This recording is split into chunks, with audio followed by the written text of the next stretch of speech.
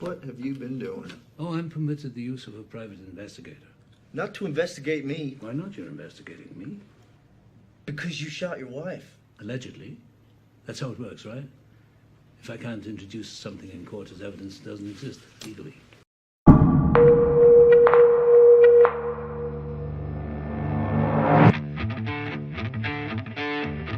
What does the world look like to someone who is visually impaired? Yes, tell us all what you see. What do you see? What do you see? Tell us what is right, what is wrong, what is art, what is vision.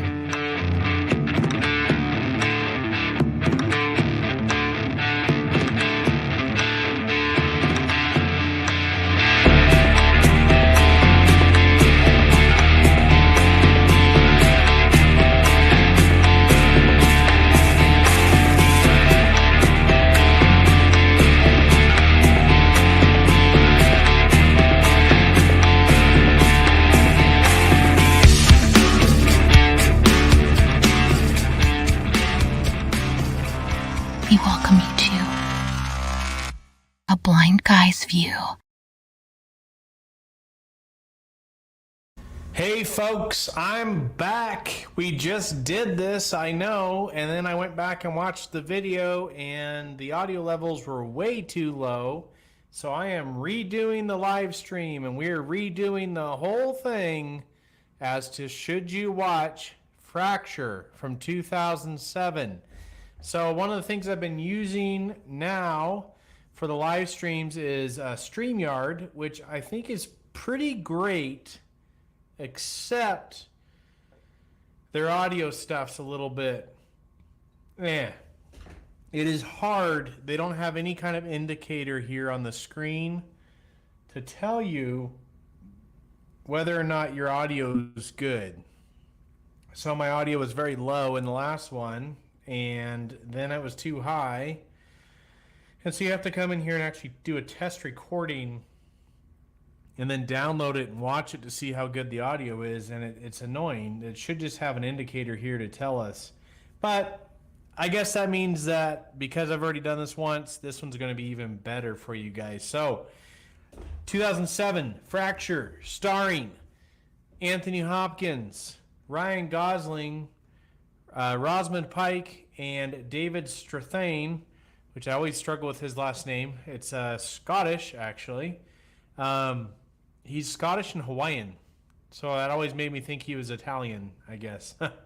But so the movie is, like I said, came out in 2007. It is a legal thriller, and it follows, I think it's not Jack Crawford. I can't remember Anthony Hopkins' character's first name.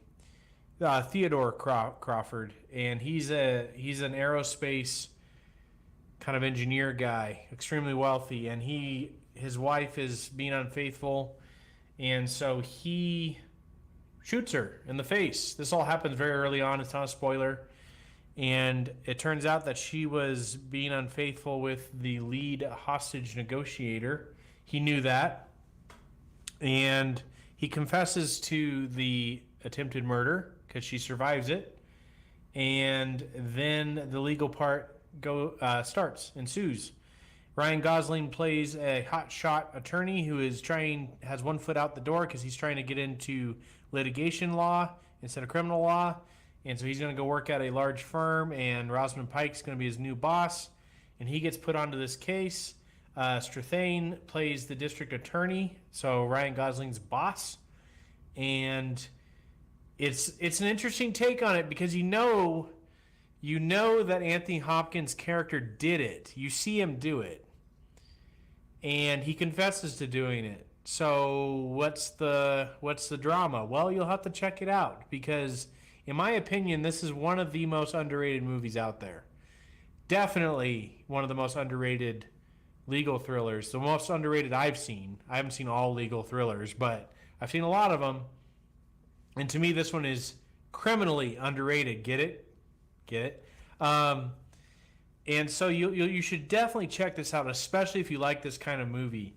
So let's talk about what makes the movie strong. This is going to be a little bit more informal because we are live streaming. So we're just going to hang out. And if you are on watching, I don't know how to tell yet how many people are on, or if anybody's on for that matter. But if you are on and you put a comment in the comments, I will answer it live, unless it's like totally inappropriate. So I'm watching the comments over here as best I can, being blind. But if you want to opine, hop on in there. So what are the strengths of this movie? Well, first of all, the acting. The acting to me is exceptional in this thing.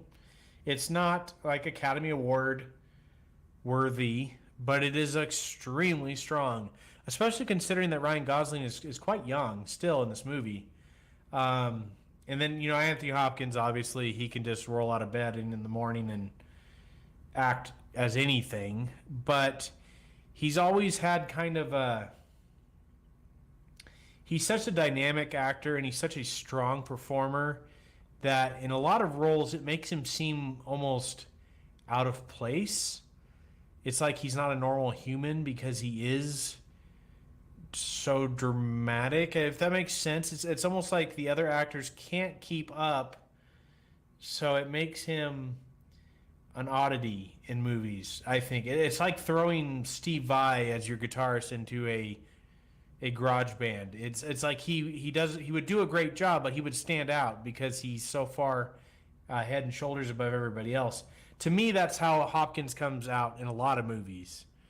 And not this one. I think this character is well suited to him. He's supposed to be a little quirky and a little out of place. And so it works. It works in this one. Like I said, Ryan Gosling's really strong. And then Rosamund Pike is good in this. What's interesting, I didn't realize when I first saw this years ago, I didn't realize that she's actually British. And so that's good. I mean, it's good in the fact that she's not supposed to be British in this movie. So she fooled me.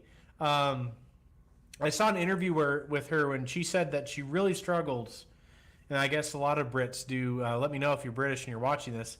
A lot of Brits struggle with the sound in American English, and so she would practice for this movie, knowing that it would have this word in it.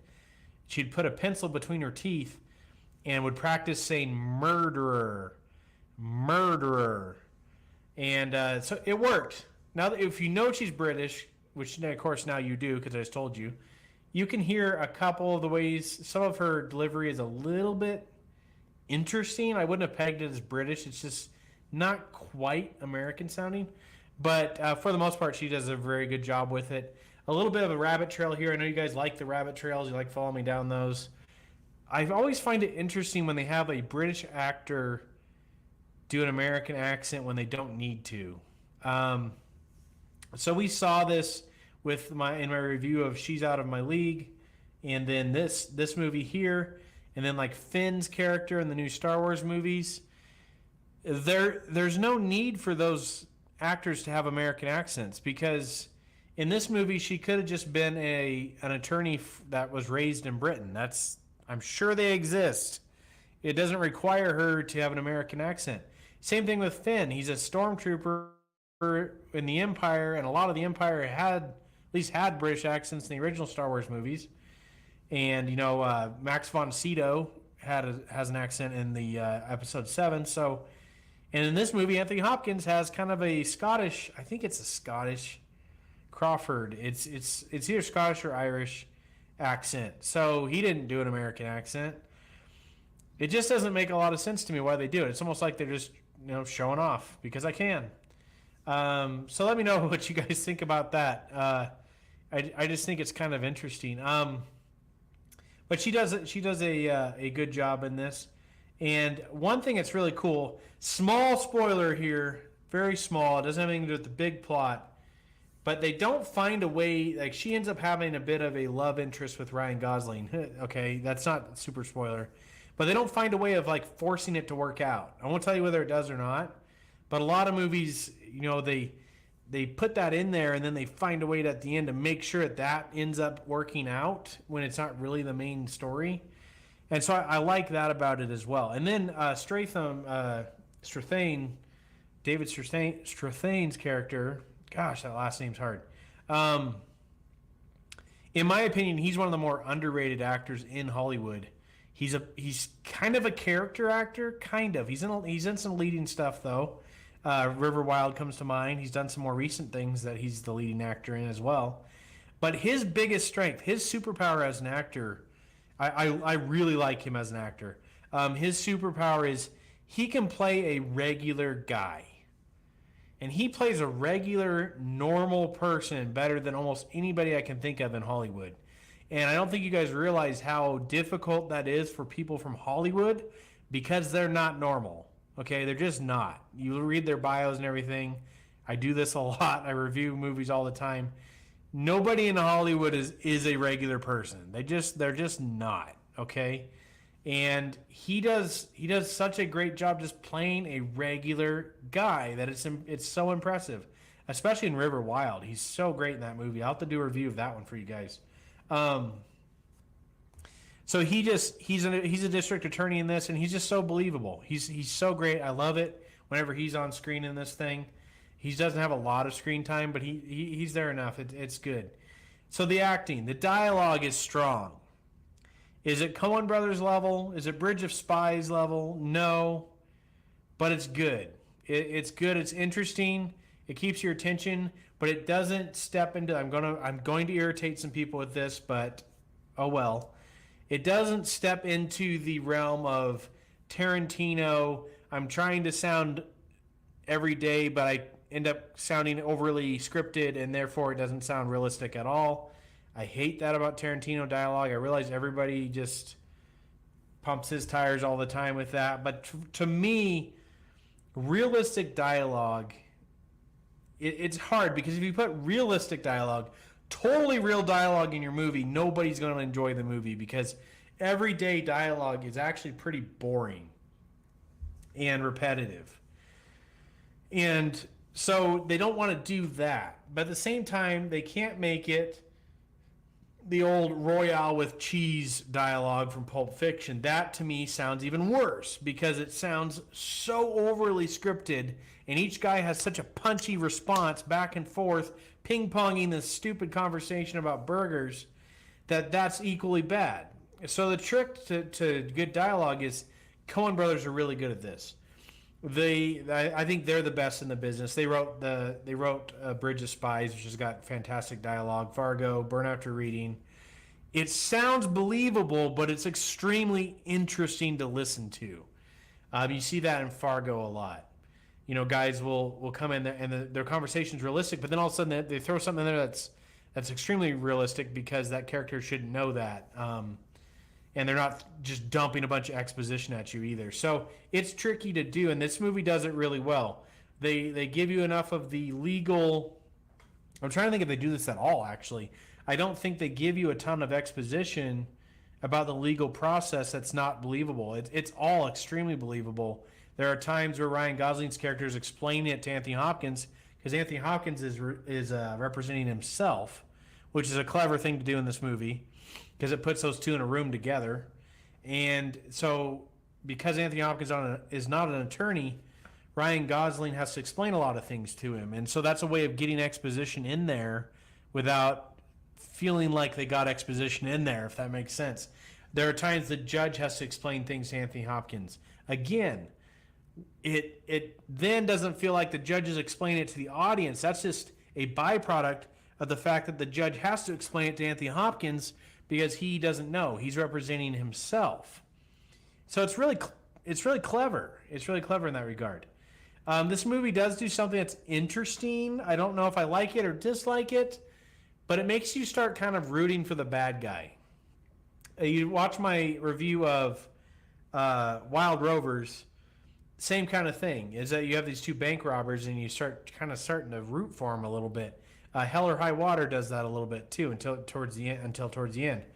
And Fargo not so much, but this one it starts doing that. You start kind of feeling for Anthony Hopkins a little bit because he's up against the whole system, and you don't really want him to get away with murder, but you kind of do, but you really don't, because that would be inappropriate, right? So it does pull that on you. You're not really sure who to root for at times in this movie, because Ryan Gosling's character is so arrogant, so over the top confident that you start kind of liking it every time that Anthony Hopkins outsmarts him. The movie has two large twists to it. I'm going to get a drink here.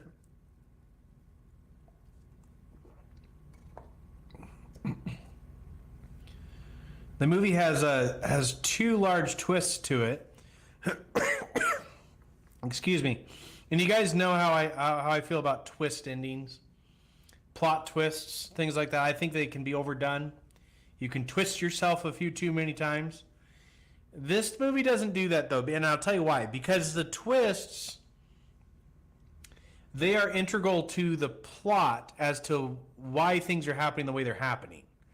That's where the twists are coming from. It's not like you thought it went this way, and then all of a sudden, no, it's the Sixth Sense. He's talking. Bruce Willis is actually dead. Sorry if that was a spoiler. 30 years ago, you should have gotten it by now. But that's not what's happening here. It's not twisting for the sake of twisting. It's a stronger plot twist than that. We can't figure out why things are happening the way they're happening in the movie. Why is Anthony Hopkins getting away with X, Y, and Z? How did he do this? How is he pulling it off? And then you get the two reasons for that. And so they're there. You're missing something. But it's almost like a magic trick. You're trying to figure out how you're missing it, why you're missing it. It's kind of like in the movie The Prestige. You're just like, man, something is off. And so when I first watched it the first time, I figured out one of them shortly before it gave it the answer. The other one threw me off. And then some of my friends, when they watched it, they got the other one. So I'd be curious to know if you guys do figure it out. Let me know in the comments if you figured both of them out or just one of them. Maybe give a hint as to which one you figured out. But I'd be curious because this movie is cool in the regard that you could, if you really sat down and watched it, you could figure them both out. You really could. There's enough there to do it. It doesn't pull any. Sometimes Sherlock Holmes or Arthur Conan Doyle would do this, or Agatha Christie would do this. They'd hit you with this ending, and then you're like, wait, I wouldn't have ever figured that out. I mean, you said it was dark wood, but I didn't know it came from some tiny little region in India that Sherlock Holmes knows. So I don't like when they do that. You could figure it out in this movie. Now, watching it the second time, it makes it fun then as well, because then you see things that you didn't notice the first time. Oh, that checks out. That makes sense. So let me know if you guys have figured it out. So another bit of a rabbit trail. I'd like to hear you guys' opinions on this as well, because maybe I'm just weird. I know I'm weird, but maybe I'm weird about this. For me, when I watch movies with friends and family, I want to watch a movie that I've seen and that I like. Are you guys that way? Or do you like to watch movies you haven't seen with somebody? Because for me, I think humans are ingrained with this kind of empathetic love where they like to see the reactions of other humans to things they like. That's why reaction videos are so popular on YouTube.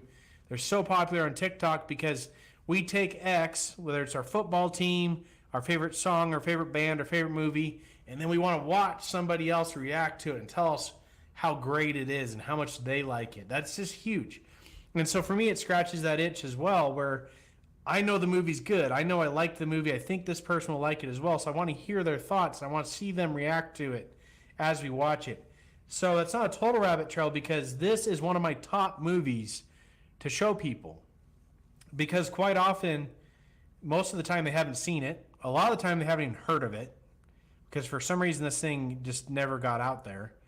And they almost always, I think they always like it. I don't think I've ever had anybody not like it. And it's rated R, but it's not like over the top on anything. So if it's somebody that the content really might bother them, this one really doesn't seem to be that way. It's just one of my, like, Frequency's another one that I go to for that. Because it's a movie a lot of people haven't seen, but it has just a really cool little twist in it. And they're just great movies. And so I think that this one it's up there. Is it 12 Angry Men? Is it The Verdict? No. But it is, to me, it's better than The Firm. It's better than Pelican Brief, Time to Kill, Double Jeopardy, Long Came a Spider, all that kind of stuff. To me, it's better than all those. Even though a lot of those are more popular. Is it as good as A Few Good Men? I don't know. I think A Few Good Men, I realize this is blasphemy, especially for dudes. I think A Few Good Men's slightly overrated. It's a good movie, but I think I'd probably rather watch this one, to be honest. I know. I mean, it's got Anthony Hopkins in it, so you can't say I'm crazy for saying that. So those are my thoughts on Fracture from 2007. Let's talk about what it doesn't do well. So it's got one scene in it that I just don't think should be there. I'm not going to give you any spoilers, but I'll set it up a little bit. So Ryan Gosling's character tries to get an injunction from a judge he knows. And so he drives outside of LA and gets this injunction, and he's trying to beat a certain event from happening inside LA.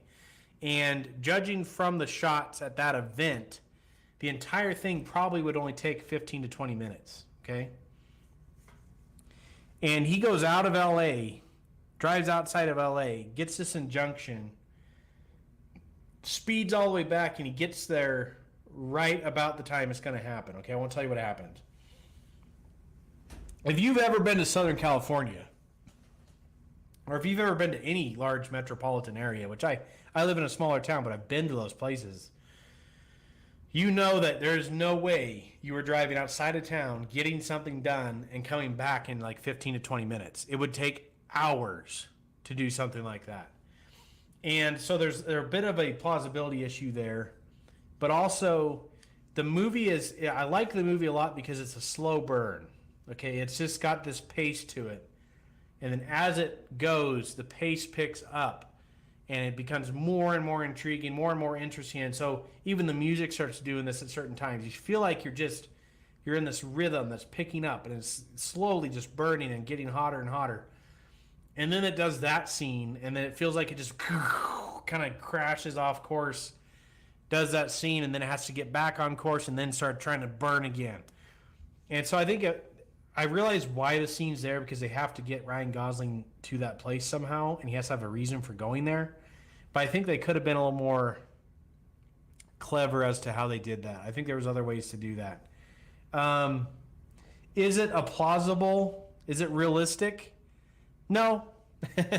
No. The story itself, it wouldn't happen in real life, but it's not unbelievable. It does ask you to suspend a little bit of disbelief, but it's not a hard chore to do at all. I mean, it's enjoyable. You could see maybe something like it happening, particularly maybe not in 2007, but maybe in like 1907 when technology wasn't quite as advanced. But it's not like crazy. If you watch movies with that one guy who likes to nitpick things the whole time, I don't know why you're watching movies with him anyways, but if you do watch the movie with that guy, you probably won't enjoy this one with him. But it doesn't have any plot holes in it that I know of. I've seen it probably a dozen times, and I think it's perfectly self-consistent. And like I said, it just doesn't do a lot of things where I'm like, I would take that dialogue out. It's all pretty good. The characters are different. That's really hard to do with dialogue, is getting people to talk differently and speak differently. And as somebody who's writing books now, that's difficult to do because it's you writing it, and you're like, wow, this character sounds a lot like that character, which they both sound a lot like me. But it can be done. So I wanted to talk real quick about some of the projects coming up too. So I've got a book on mythology that I wrote, and it's coming out the end of September 2024, and it'll be on Amazon, and then shortly after that, Barnes & Noble. And so I'm pretty excited about that. And then what happened was there was a character. This is not the mythology book. This is the second book I started working on. There's a character on the cover of the mythology book that I created her. So they're generated with Dolly. But I wanted to make them look like actual paintings. And I with somebody that does have an artistic and a digital art background, I still think it's fun. I think they are beautiful pieces of art. I realize not the same level of work goes into them, but they are difficult to make. You have to make a lot of different renditions of them. You have to know what you're doing with prompts and things like that. So don't poo-poo the AI stuff completely. But I did the cover for the mythology book using Dolly, and it turned out so cool. Here she is. She's in a different book now, but that character there, her sword, her shield, the lily in her hair, the dragon in the mist. I thought that turned out so cool that I thought, well, why don't I do an art book for girls? Because I have a daughter, and I wanted to create a book that she would enjoy looking through and creating these characters and the backstories for the characters. So that's what I did with this other one, which is the fantasy art book for girls. That's going to be coming out probably shortly after the mythology one. And then I did some backstories for each of the, well, not all the characters, but a lot of the characters have a backstory. And then different paintings of them. And then I created about the second half of the book are new characters that don't have backstories that I think the children looking through the book, you know, they can come up with their own backstories for these characters. And they just turned out really beautiful. They're really fun to look at. My daughter loves looking through it. And so then I thought, well, okay, I'm building on that character. I'm building on that universe because now she's got a backstory. A couple of the other characters have backstories. Why don't I write a book about her? And so that's what I've been working on recently is this novel, this fantasy novel about this character and then a couple of the other characters that are in this book and using their stories. And it's been super fun. And I'm actually writing it. It's not, you know, you're just AI writes the book. So I'm sitting down writing the book, and it's been, like I said, super fun, something I never thought I would do, but it's been allowed me to use a lot of creativity, some of my artsier side that I have a little bit. And so that will come out hopefully by Christmas. I don't want to rush it because I want it to be good. And so far, the people who have helped me edit it and things as I go, they say it does have some potential. I don't want to overstate it because I'm working through it the first time, about a third of the way, and I've gone back through that third to make sure it makes sense. And I'm going to do the middle third and then the last third. Should be about 300 pages. Targeted towards probably about a 17 to 23-year-old audience. I don't know if that's young adult, what that's called. I personally haven't read any young adult fantasy, so I don't know. Is it Tolkien? No. I'm not trying to be Tolkien. You know, I don't know if anybody has the talent that he had, and stylistically, it's not that highbrow. It's more everyday reader type thing. Maybe more along the lines of I always liked David Eddings, some of those guys from the '80s. You know, where you're not getting like metaphors and symbolism, you know, for the Third Reich in the book, okay, but I think it's the stories coming together nicely, and it's just been a lot of fun. So then, along with that book, you're going to start seeing two other books that are for younger readers. So one that's for maybe 12 years old, and then one that's a child's book, and they'll be the same story but redone, which is going to be pretty cool with artwork in the children's book. And then you're also going to start seeing coloring books coming out around these art books. And there's going to be an art book for fantasy art, the epic book of fantasy art for boys as well, coming out. So these are like coffee table type books that hopefully your children will love to look at too. I wanted to create things that I would have loved as a 10-year-old or an 11-year-old, and to me the mythology book is something that I would have just been all over at the library because it has a write-up about each mythological creature or deity and then artwork for each one. That would have been something I would have just constantly checked out at the library. So I'm doing it, you know, I've got kids, and so I'm doing it for my kids as a single dad. You know, I'm trying to create things at my house that they enjoy, but then I also wanted to make them available for other people. So we'll see how they do. It's been super fun. And you guys helped a lot with just this branding and things, this Blind Guy's View So now we're doing YouTube. We're going to be on TikTok soon, advertising the books mainly. So you'll see YouTube shorts and TikToks talking about the different artwork and everything in these books. And we're publishing now, like I said. So these are all published through A Blind Guy's View. And we're also going to be we've gotten into some political type videos. I have a new Kamala video coming out soon, which should be fun. And like I said, the coloring books. Maybe get into some board game type stuff, some collectible card type stuff. Just building on that mythos and that universe and just making it something that we can all have fun with. And so if you have any ideas, let me know. Shoot me an email. I love to hear your guys' thoughts on stuff. And so just want this to be, it's a one-man show. I don't know if you guys realize that. I do everything on my own. But if you guys want to help with anything, just let me know. So I think I've talked long enough on the live stream. I had some fun. I didn't see any comments. But we'll get there. And so we're getting close to 500 subscribers. Last I saw, we had 9 more. So if we get to 500, it opens up some more of the live streaming options for us on YouTube. And then if we get to that 1,000, if we get to that 1,000 mark, then we become monetized, which is so cool. I've got the hours on the videos, views on the hours, and I just never thought that I'd have a channel where it was viewed 150,000 times, which I realize isn't a lot for a lot of YouTube contributors, but it's a lot for me because I actually have 2 jobs and it's just something I do for fun. So if we can get to that 1,000 mark at some point, that would be awesome. As always, my email is in the description. If you have a suggestion for something you wanted me to review, shoot me an email. If you just wanted to chat, shoot me an email. I'll respond back. And then the Venmo is also in there if you want to support the channel. And the code for the Venmo is also there. And we've had some supporters and sponsors, which is great. That definitely helps out. And we're just having a lot of fun, guys. I'm going to start trying to get some guests on to talk about their favorite movies on live streams as a live stream interview. And so the quality seems to be getting pretty good on these. I think this audio quality should be better. So once we can have guests, maybe you guys will check that out. So just trying to do as best we can for you guys. So thank you so much for everything you guys do for the channel and supporting me. I appreciate it more than you know. And just keep an eye out. Next 3 months, big things coming, I think. Big for me. So I'll see you on the next live stream.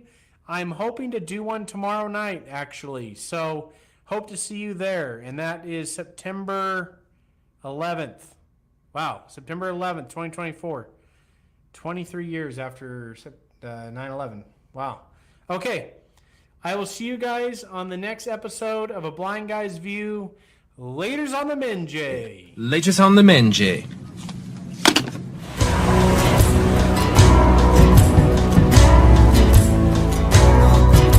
Ships on bigger of the waves are skimming by and summits to the verdant plains. Each horizon is a new